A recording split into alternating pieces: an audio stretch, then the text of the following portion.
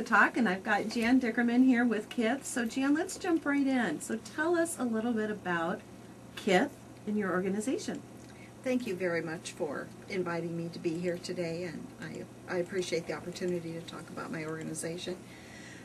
KITH has been around since, you mentioned, since the early 80s, and it really is an organization that is grassroots and came out of a group of pastors in the community who said, people are coming to our congregations and they are homeless and they are seeking help, and we want to have some kind of response to that. And so out of that, the organization was formed. Mm-hmm. And as you mentioned, I've been with the organization since 2008, so there's a nice long history with the organization. Before I came on, we own 20 units of housing, as well as partner with other nonprofits in the area so that we can help as many people as possible. Really, at the heart of our program is the case management, because people need housing, they need a stable place to be, and if they can have those services with a trained case manager who works with them on a weekly basis, sometimes on a daily basis, to help them to set a plan in place for how am I going to work myself out of this situation in a relatively short period of time, which is up to 2 years. And we want people to look at their income and at their budgeting skills, and what does your credit look like. The credit can be a huge obstacle to people being able to rent apartments or really do a lot of different things. So they work with them on their parenting skills and help them to support them in their parenting. So how does a family find themselves in KITH? What's the process that they usually have gone through before they find your organization? Well, people find us through a variety of ways. There's a community information line for all of Washington State, which is 211. Mm-hmm. So a lot of people find us there. We're listed with them. There's a whole network of agencies that help homeless and low-income people. So lots of agencies know about us and will refer people to us. The different churches and congregations in the area will refer people to us. And then sometimes it's just somebody that maybe had services from us in the past, mm-hmm. and they say, you should really try KITH and see if they can help you. So what's the difference between KITH and like a homeless shelter? What's the difference between those two? Well, our program is a 2-year program, mm-hmm. and when you think of shelter, you think of it more short term. Right. Shelter's usually a month to maybe 3 months. Mm-hmm. Transitional housing is a program it's a kind of a 2-year program, mm-hmm. and everybody, of course, has their own apartment and their own living situation, and they have a case manager that's assigned just to them. And our goal is to help people to work on all of these skills so that they can then make that transition out of being homeless and into self-sufficiency. Right.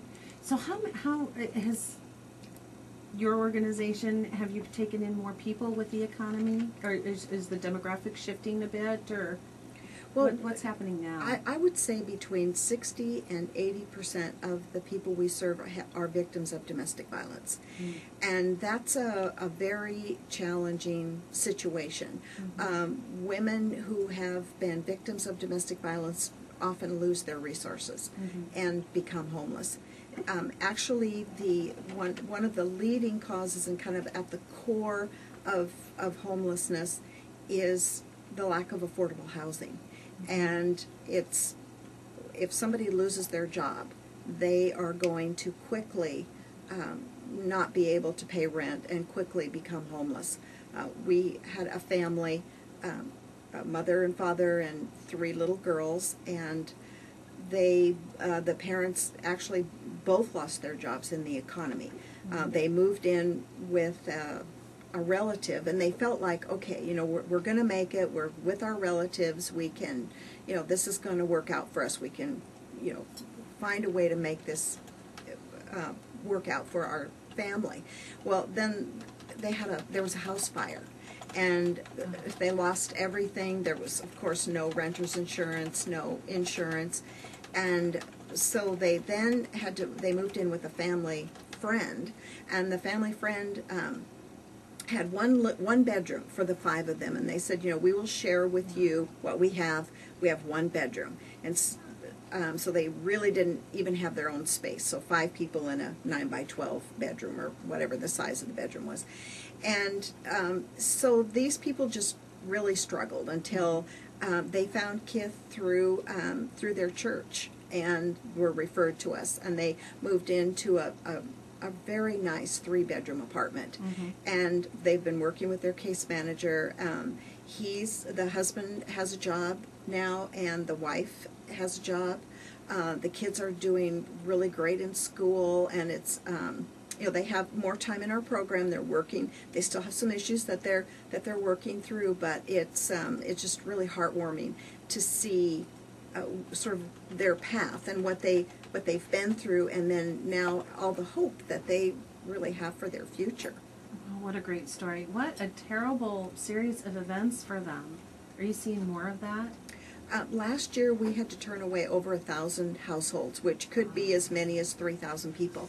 And so it's very challenging because people are calling, they're desperate, they don't know what to do, they don't know where to go, they just have this, probably just have this list of numbers, and so we make every effort possible to call everybody back, and at least they get a voice, and we take their information and then tell them that when we have an opening, we'll call them. But you can imagine that if we have 35 units, let's say, of housing, and people stay up to 2 years, we do not have that many openings, and so it's very, very difficult. We're just having to turn away so many families, and it's really heartbreaking. And what happens to those families if they don't have your resources? What resources are available? There, as I mentioned before, there's a network of agencies that also do housing and other things, and people are they're just going from place to place. Wow. And actually, a lot of families are living in their cars.